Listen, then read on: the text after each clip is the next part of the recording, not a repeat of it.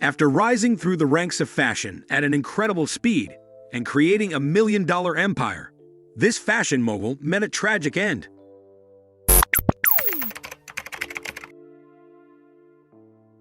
Gianni Versace was born on December 2, 1946.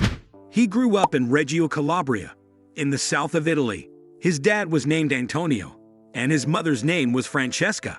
Antonio was an appliance salesperson, while Francesca was a dressmaker and clothing store owner. Together, the couple had 4 children: Fortunata, Santo, Gianni, and Donatella. When Gianni was just 6 years old, tragedy struck while visiting a carnival with his family. Fortunata fell and scraped her knee. She contracted tetanus and was treated with the wrong medicine. Less than 24 hours after the fall, she passed away still wearing her party dress. 3 years later, Donatella was born. While Donatella never got to meet her older sister Santo, and Gianni carried their grief with them forever. And unfortunately, it wouldn't be the family's last sudden death. Either from early on, little Gianni's favorite place was his mother's workshop here. He saw his mom create beautiful wedding dresses for the brides of their community, and he not only watched her make the clothes, but he also admired the chic women who came into the shop. Spurred on by his mom's talent, Gianni made his very first dress at the age of 9. It was a beautiful blue one-shoulder evening gown. His mom was delighted, and Gianni rejoiced in pride. Little did anyone know that Princess Diana would eventually wear a version of that creation, some 40 years later.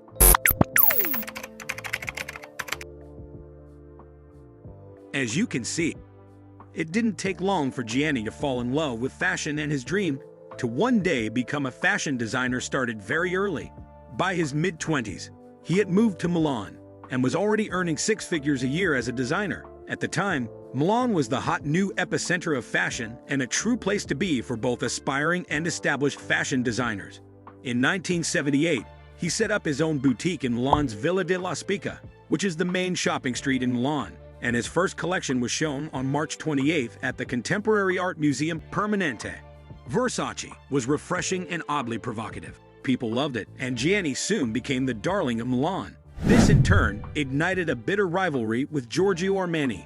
The saying went, Armani dresses the wife, Versace dresses the mistress. Over the next decade, Versace exploded onto the scene, and wanting to leave his mark on the world, he made sure to revolutionize the fashion industry by doing a couple of things differently.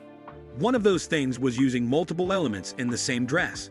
At the time, this was still very uncommon, but Gianni loved nothing more than to mix and match. From lace and leather to metal studs and Swarovski crystals, everything could be found on his creations. Another thing that set the Versace brand apart was the fact that the company was dead set on being 100% independent. Thanks to this desire for independence, Versace became one of the few big labels in control of its entire product cycle, from design to retailing and marketing too. You see, Gianni was an exquisite designer and creative talent, but when it came to marketing his products, he was a true genius. He was the first designer to take his runway shows to other major markets, such as Paris and New York, and he stressed the importance of only using supermodels and high-level photographers. He made stars of Linda Evangelista, Christy Turlington, and his runway show favorite Naomi Campbell, and his provocative style offered a refreshing contrast to the simplicity of his predecessors. Versace was vibrant, sultry, and fun. He understood that the whole idea of getting dressed is not so much to cover yourself, but about being attractive, said fashion expert Hal Rubinstein. He believed that you should dress to attract attention. In addition to relying on supermodels to show off his clothes, Gianni also recognized the immense brand clout he could receive through celebrities. He began making clothes for Elton John, Princess Diana, Michael Jackson, Cher, and countless other celebrities. And suddenly, everyone wanted to wear the same dress that Cher had worn, or the same shirt that Elton John had on. This meant a flood of new customers for Versace, but would he be able to keep up? Besides knowing who best to rub shoulders with, also had a knack for discovering and nurturing raw talent. Gianni took me to the show when I had 2 pictures in my book and was not famous at all.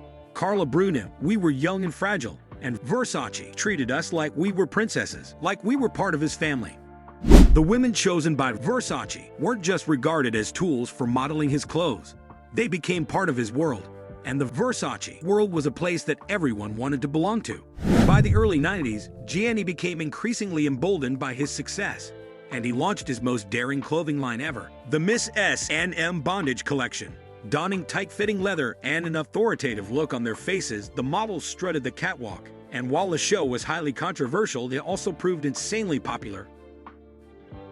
After the show, Gianni even joked that half of Manhattan is now walking around in a harness. That same year, Gianni settled in Miami. He spotted a beautiful villa in South Beach, bought it, and called it the Villa Casa Casarina. Gianni loved the place, and after more than $30 million in renovations, the iconic Versace mansion was established. For the next 5 years, Gianni lived here in peace. But then disaster struck. On the morning of July 15, 1997, a 50-year-old Gianni was up by 6 a.m. He made calls to Milan and finished up some more work. Then he headed out. He was a regular at the Ocean Drive restaurant, where he bought a coffee, exchanged greetings with the manager, scooped up issues of Vogue and The New Yorker, and headed back home. He walked up 5 marble steps and slipped his key into the lock on the iron gate. But at that moment, a dark-haired man with a baseball cap ran up the same marble steps. The man shot Gianni twice, execution style. Then he turned around and casually walked away. Gianni had been gunned down by a 27-year-old spree killer, Andrew Cunin, who was found dead in a Miami Beach boathouse 8 days later. His murder sent shockwaves through the globe.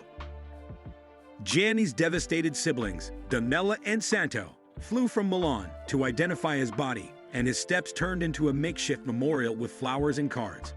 1 week after his passing, Gianni was given a funeral fit for a prince at the Duomo Milan's soaring 14th-century cathedral.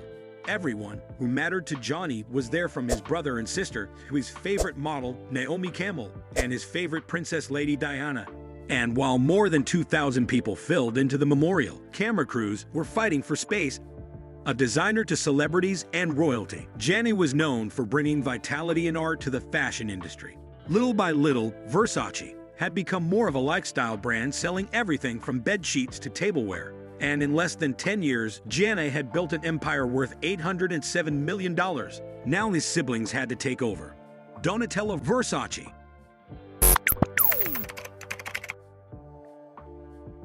After Gianni's passing, his younger sister and muse, Donatella, fell into drug addiction, and things got so bad that she nearly lost her place in the company. Her older brother Santo oversaw the business side of the Versace brand, and the two clashed majorly. Born in 1955, Donatella was the baby of Versace family, and she has described herself as being the best-dressed girl in the city.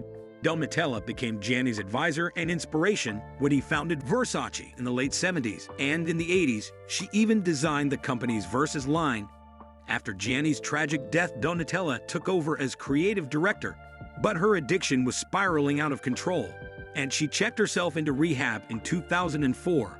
At the urging of Elton John, after her release, she continued to push the company forward together with her brother Santo, and with Santo as the CEO and Donatella as the head of design. Versace continued to create a sensational legacy.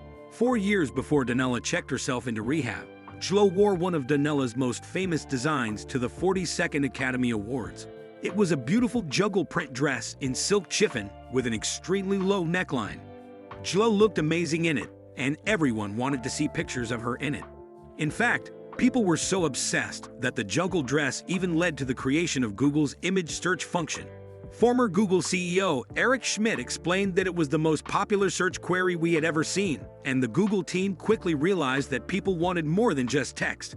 The idea that a dress led Google to create one of its most popular features is one of fashion's favorite stories. And when Donella showed her Spring 2020 women's wear collection in 2019, she made sure to remind people of it. At the end of the runway show, a Google image search field flashed on a screen with the command Google, show me the Versace jumble dress. Numerous images of Jennifer Lopez's original look from 2000 appeared on the screen. Then came the command, now show me the real Versace jumble dress, and Glo herself appeared, bringing internet history to life. Today, Versace is a billion-dollar empire. Donella still holds the position of creative director, but the company now belongs to a parent company, Capri Holdings Limited, after it was bought up in early 2019. The price is a whopping $2.2 billion. When it comes to sultry, sensual, and alluring clothing designers, Versace hovers right at the top worldwide. The fashion design house symbolizes Italian luxury, and all items remain of exquisite quality. just as Gianni Versace had envisioned. Have you already heard of Versace's tragic death? Are there any other details that you would add to this video? Share them in the comments, and if you'd like to see more inspiring business videos, then make sure to check out our channel.